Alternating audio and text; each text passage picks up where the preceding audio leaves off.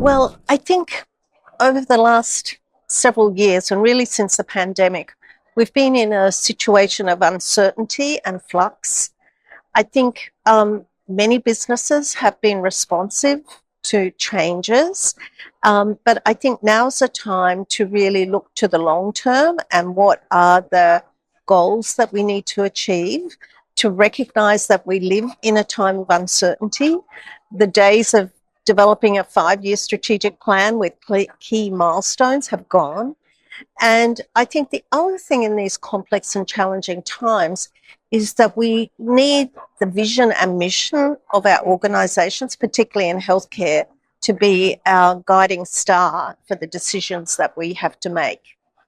So I guess we have these omnipresent, ubiquitous challenges of populations ageing, decreased financial resources, increasing climate instability.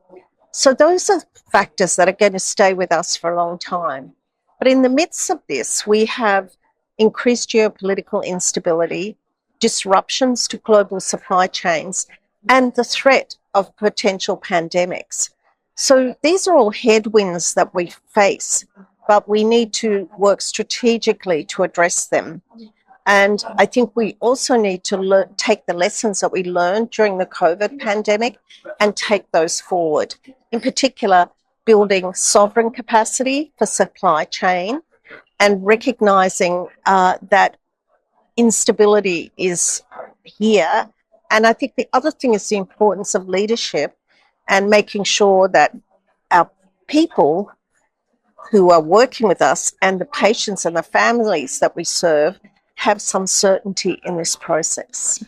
So I think, firstly, Hong Kong is at an exciting time. I think there have been challenges in the transition from colonial Hong Kong to now being part of the SAR. But I think changes in the world have really identified that there is a lot of safety and consistency and transparency and regulational clarity here in Hong Kong. So I see that as being a big opportunity. Hong Kong has, decades of English speaking, operating within the West, but holding on to Chinese values. So I think Hong Kong is uniquely placed to drive innovation, to be a conduit and a communicator to mainland China and to other countries such as Australia in the Asia and broader Indo-Pacific region. Well, I lived in the United States. I was the Dean of Nursing at Johns Hopkins during the pandemic, and that was a very challenging time.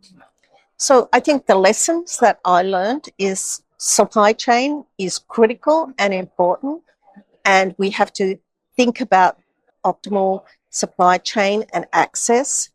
We do have to have surge capacities within our healthcare institutions. The healthcare workforce is everything, and we need to be able to build resilience within that healthcare system. So I think if you speak to most infectious disease epidemiologists, they will tell you it's not if, but when we will face the next pandemic. COVID-19 really caught us by surprise, except in countries such as Hong Kong and Canada, which had previously had experienced SARS. So I think this has to become part of the muscle memory and the machinery of robust and sustainable health systems. Mm-hmm. I think that's an excellent point. And I think it's recognising the challenges that people working in healthcare experience. I think we have to realise that we have to be flexible and adaptable. Is there anything, say, for example, in Hong Kong that the regulatory boards could change to make it easier to register and license in Hong Kong? I think that's one important factor. And also we have to address the stresses of what is happening within healthcare. Now health professionals have many options. And the other thing that I find is that we don't do a good job of selling health professionals. All we do is talk about how the shortages and how hard it is. So if you're, 18 and in university, no one's saying, look, come do this. It's fantastic. But can I say I've been honoured and privileged to be a nurse for next year will be 50 years. Now, that is a career that has given me great personal joy and satisfaction. It's allowed me to work all over the world, and it's been meaningful work.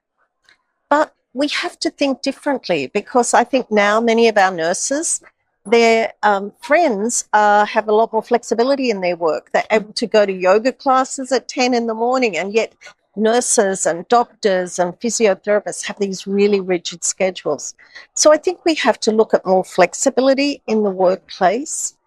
And I just think hiring from abroad is not a sustainable model.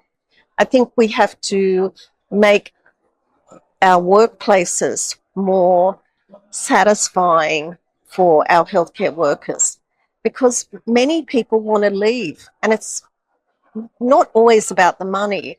It's also feeling that they don't have the adequate time and resources to provide the care that they think their patients deserve.